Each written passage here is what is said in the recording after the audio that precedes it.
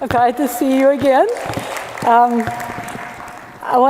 There's a trick to the timing of being a speaker at one of these events. You want to arrive about when people are fully caffeinated, but hopefully just before they got to pee. So I'm just hoping I've timed my appearance here correctly. And I want to give a little shout out to One Northside people, and I want to say hi to Hill House because I sure had a good time with y'all last time I was here. And I'm here today for one reason only, to encourage you in everything you're doing. I have a deep passion for people who work for community. And I want to talk about what makes a great city. And I believe that the greatest cities in the world are the most welcoming cities. These are the cities that in every way have found a means to make everyone feel like there's a place for you here, that you can not only live in this city, but you can walk down the street in this city, you can get a cup of coffee in this city, you can get an education in this city, you can get a job in a city. That's the measure of a great city. It's not the infrastructure, it's not the building, it's not all the other fancy stuff we like to talk about. It's the successful cities are the cities that can turn the desperation that people feel into participation. And this is what you're all about, and this is what all of you are trying to do. So how do we do it? So I have to tell you, in Houston, this would be our moat. We think this is the greatest tool for transformation ever. About every few years, we bulldoze everything and build something new. I don't recommend it. It's not a good approach. And I'll tell you what's also happened too many times is we've really bulldozed over things. We've bulldozed over history and culture and stories and places that mattered to people. And we didn't ask them and we didn't include them.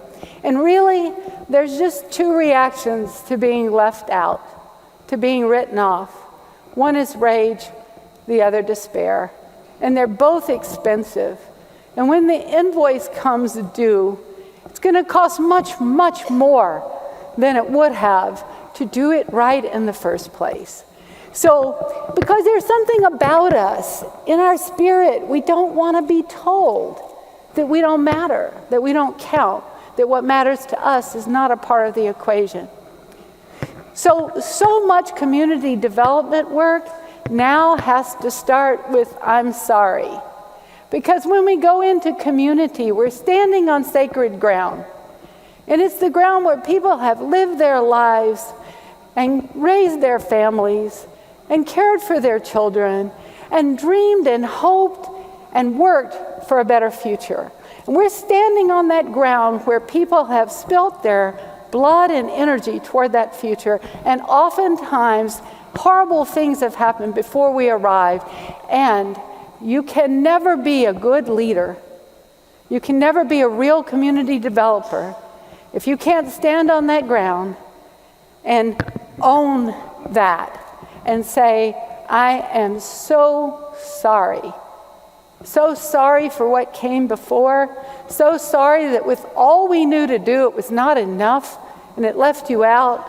And I'm sorry for the losses, the things that mattered to you that inadvertently or intentionally got wiped away in the name of something greater. I'm sorry for the hurt that caused. When I try to explain this to certain folks, and I'll just say folks that look like me, my people, somewhat slow, they say things like, well, I didn't do it. And that wasn't my decision, and I didn't have that kind of power. And I say, honey first, because, I'm doing all I can to help my people get across the line that they've been standing on the wrong side of for a long time. So I say, honey, when you go to a funeral and someone has died, you didn't kill them. But do you not still say to the people, I am so sorry for your loss? Now, if you can manage that, then you can manage an I'm sorry for things that you didn't directly do, right? You can do that. So this is the premise of everything. All of my work has been premised upon this set of beliefs. One, I think there are 3 glorious universal aspirations: earn, learn, and belong. I'm Cajun. We got to keep it simple. We're not fancy people, so we can remember stuff like this. Everyone wants to earn. There's not a soul I've ever met that in some way doesn't long to feel they have something to offer that the world wants. People want to learn. We all wish to be treated as though we're not a finished project, but a person with potential to grow and develop. And we desperately want that for our children. Everyone wants that. So, and the third is belong. To be in a place and stand on ground that we feel in some way has welcomed us, where we have legitimacy. So, and that is turned, that whole question of, is there a place for me in the world? Whether or not the answer is yes, turns on our belief about, is there enough to go around? Is there enough for everyone? And I will go to the grave acting as if there's enough to go around. We don't have a scarcity problem. We have a distribution problem. We can change that. So when the question that is in all of us as we're young and as we're old and as we're growing up and as we're struggling and as we're thriving, the question of, is there a place for me in the world? The answer from every city has to be yes. Yes, you are welcome here. Yes, you belong here. And for that to be true, for us to make that a fact in our development efforts, we have to start with a new question, not a bulldozer in the name of progress, not paving over our past, but a brand new question. And the way we look at places then has to start with the story. And by the way, this is one of my teammates at Baker Ripley, and he's a force of nature, and he knows the story of his neighborhood. He is the expert on his neighborhood and his community. And the first new question is, who owns the story? And the second set of questions is, what gives life to this neighborhood? Where have people been the happiest? Where have they done their best work? Where are the places in this neighborhood when someone comes to visit you? It's the first place you take them. So in the name of progress, we improve all of that. We bulldoze it, erase it, improve upon it, and destroy the very thing that was the heart and soul of the neighborhood. There's a different way to invest, and you can invest by saying to people, show us the places that matter to you. Take that aesthetic as your guiding principle for how new places should be created. Look at the color and shape and form and materials that people have chosen for themselves when they were left to make it up on their own. Honor that. And when you come up with your brilliant designs, make it look like it was already there. We've done that now in a community inside of Houston, but not of Houston, because Houston, in its ambition to annex everything that would properly pay its way in taxes, we annexed around Aldine, because Aldine was never going to pay its way in taxes.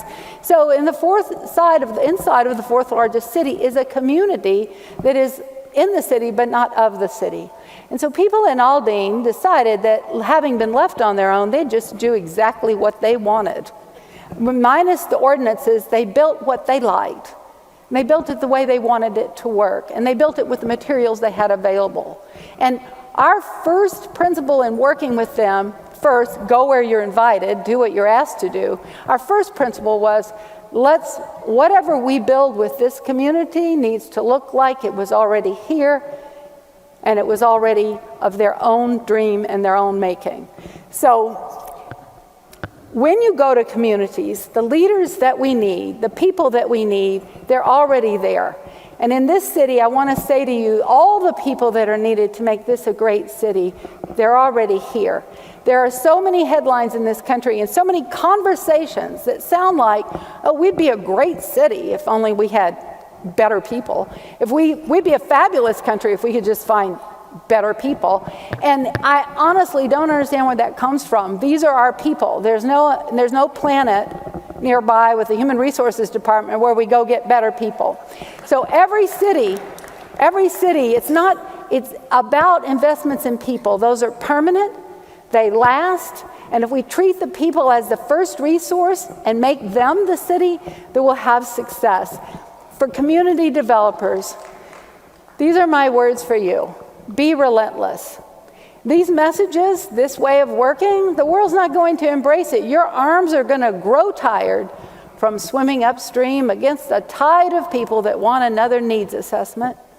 You're going to be weary of the number of times you feed bureaucracies with data about how bad it is. But you keep swimming. You be relentless in the call out of the strengths. You listen deeply. You listen twice and you only build once.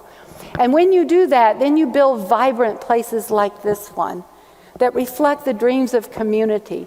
And you come together as a community with a sense of belonging, with a sense of a shared understanding of your city and what it's all about. And that's going to be really important, very important, because as it turns out, when the unthinkable happens, you need one another.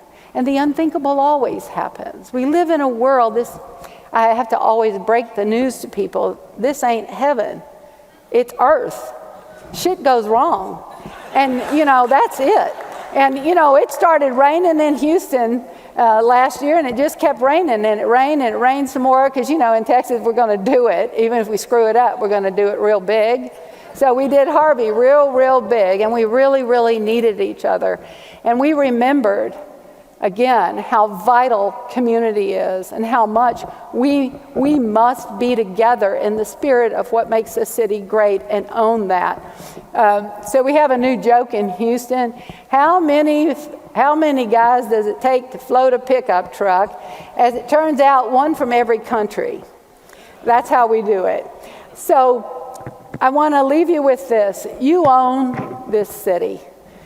You own its past, and the ground that you stand on, and all the heartbreak and hope that's in that soil beneath your feet. You own the future, and what it becomes will largely be the work that you do. You're responsible. So if it happens here, it's you. It's under your watch. Live here as if it's really your home. And every single person, every other person you meet here is an honored guest. Because embedded in every injustice and every heartbreak and every sad thing that's happened is also this fervent hope for a future that's different. And one you're going to create that where everybody belongs, where everyone has access to opportunity. And if you devote your life to that, I promise, you'll have no regrets. And I will cheer you on. And so thank you so much for having me again and for the warmth of your welcome.